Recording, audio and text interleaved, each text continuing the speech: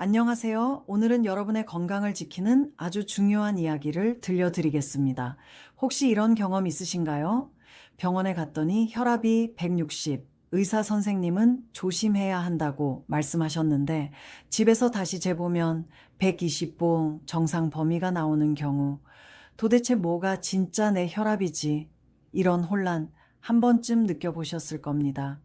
그 이유는 바로 백의 고혈압 때문입니다. 의사나 간호사의 흰 가운만 봐도 긴장해서 혈압이 확 올라가는 거죠. 실제로 전체 환자의 20번 30%가 이런 현상을 겪습니다. 그러니까 병원에서 잰 혈압이 여러분의 진짜 혈압이 아닐 수도 있는 겁니다. 그럼 어떻게 해야 할까요? 답은 간단합니다.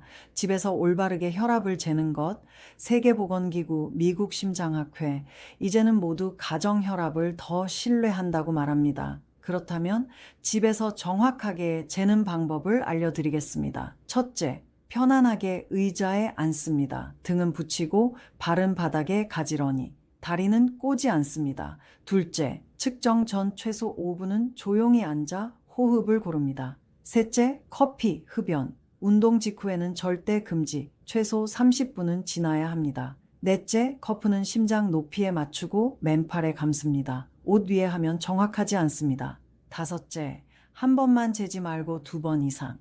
1, 2분 간격으로 측정해 평균을 기록하세요. 이렇게 하면 병원보다 더 정확한 혈압을 얻을 수 있습니다. 그런데 여기서 또 궁금한 게 있죠. 왜 그렇게 혈압이 중요한 걸까? 혈압은 우리 몸의 배관, 혈관 속 압력입니다.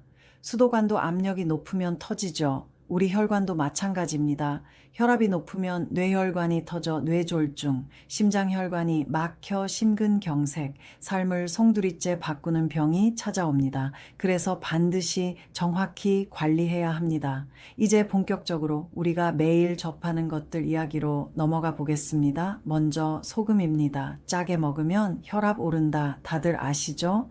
그런데 반전이 있습니다. 모든 사람이 소금에 똑같이 민감하지 않다는 사실.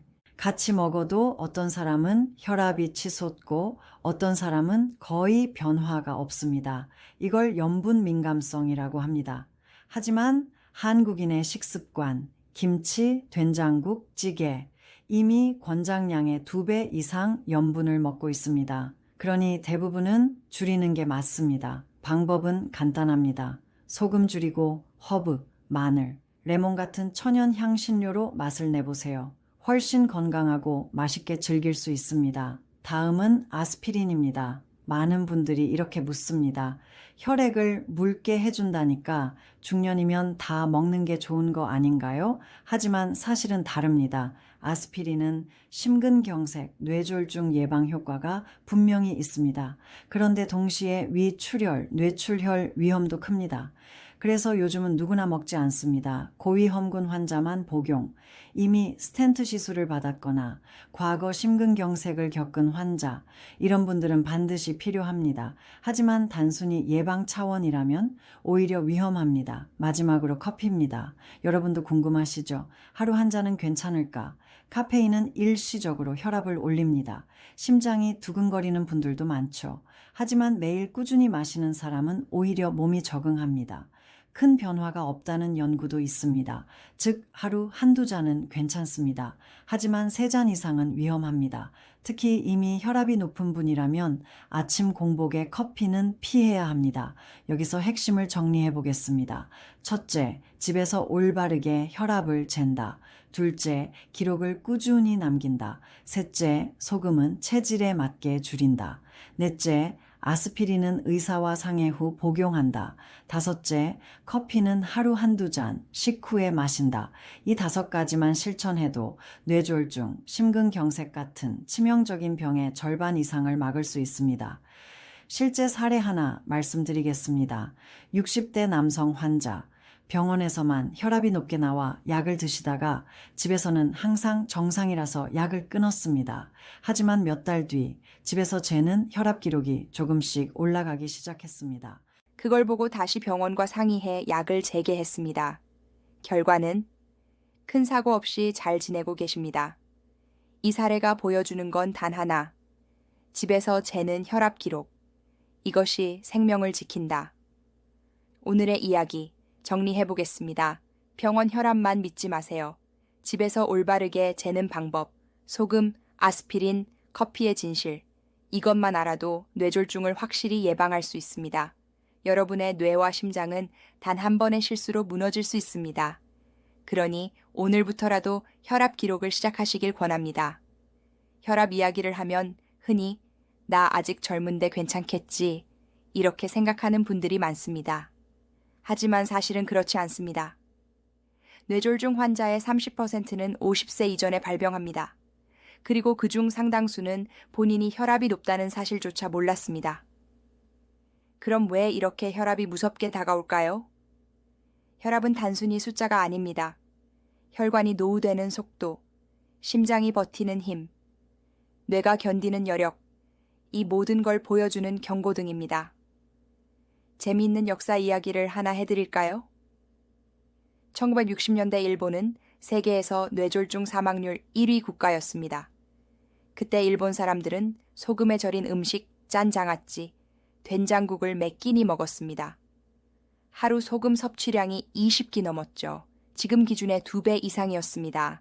그런데 1980년대 들어 국가 차원에서 저염 운동을 시작했습니다. 학교 급식에서부터 나트륨 줄이기, 방송 캠페인, 식품업체 규제까지. 그 결과 불과 20년 만에 뇌졸중 사망률이 절반으로 떨어졌습니다. 여기서 중요한 건 단순히 소금 때문만은 아니라는 겁니다. 사람들의 생활 습관 전체가 변했기 때문이죠. 식습관, 운동, 그리고 혈압 기록하기. 이 세 가지가 맞물리면서 기적 같은 변화를 만든 겁니다. 여러분도 비슷한 변화를 만들 수 있습니다. 예를 들어 아침에 일어나서 제일 먼저 하는 루틴에 혈압 재기를 넣어보세요. 양치, 물 한 잔, 그리고 혈압 측정. 딱 2분이면 됩니다. 이렇게 매일 기록해두면 단순한 숫자가 아니라 나의 건강 그래프가 눈에 보입니다. 그리고 몸이 보내는 작은 변화를 놓치지 않게 됩니다. 이제 소금 이야기를 조금 더 파고들어 보겠습니다. 혹시 이런 질문 해보셨나요? 짜게 먹으면 왜 혈압이 오르는 걸까? 그 이유는 단순합니다. 소금은 나트륨입니다. 나트륨이 우리 몸에 들어오면 물을 끌어당깁니다. 혈액 속에 물이 많아지면 혈관 압력이 올라갑니다. 즉, 혈압이 올라가는 거죠. 하지만 사람마다 이 반응이 다릅니다. 어떤 사람은 소금에 민감해 바로 혈압이 튀어오르고 어떤 사람은 큰 변화가 없습니다. 그래서 무조건 소금을 끊으라는 게 아니라 나의 체질을 알고 조절하는 게 중요합니다. 이번엔 아스피린 이야기로 넘어가 보겠습니다. 아스피린은 19세기 말 독일의 제약회사 바이엘에서 처음 개발됐습니다. 원래는 단순히 진통제였습니다. 하지만 1970년대에 혈액을 묽게 한다는 사실이 알려지면서 전 세계 수많은 사람들이 예방 목적으로 복용하기 시작했습니다. 그런데 놀라운 반전이 찾아옵니다. 1990년대 들어 연구를 다시 해보니 건강한 사람에게는 오히려 뇌출혈 같은 부작용이 더 많다는 결과가 나온 겁니다. 그래서 지금은 딱 잘라 말합니다. 아스피린은 아무나 먹는 약이 아니다. 누구에게 필요할까요? 이미 심장질환을 겪은 적이 있는 사람, 스텐트 시술을 받은 사람, 고위험군에게만 필요합니다. 이제 많은 분들이 가장 궁금해하실 커피 이야기입니다. 재미있는 사실 하나. 17세기 유럽에서 커피는 악마의 음료라고 불렸습니다. 심장이 두근거리고 밤에 잠이 안 온다는 이유 때문이었죠. 하지만 시간이 지나면서 커피는 오히려 집중력을 높이고 기분을 좋게 만든다는 장점이 알려졌습니다. 오늘날에는 하루 한두 잔의 커피가 심혈관 건강에 긍정적인 영향을 준다는 연구도 있습니다. 항산화 물질인 폴리페놀이 풍부하기 때문이죠. 하지만 중요한 건 양과 타이밍입니다.